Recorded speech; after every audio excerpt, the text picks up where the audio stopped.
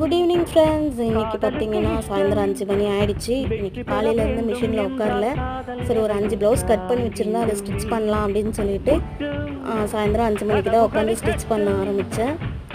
ஒரு 8:45 9 ஓ கிளாக்லாம் முடிக்கலாம் அப்படின்னு இருந்தேன். பட் ஆனால் ஒரு ½ அன் ஹவர் கிட்ட கரண்ட்டு கட்டாய் வந்ததுனால என்னால் ஃபினிஷ் பண்ண முடியல. 9:20 ஆகிடுச்சு அது ஃபினிஷ் பண்ணி எடுக்கிறதுக்கு இந்த 5 ப்ளவுஸும்.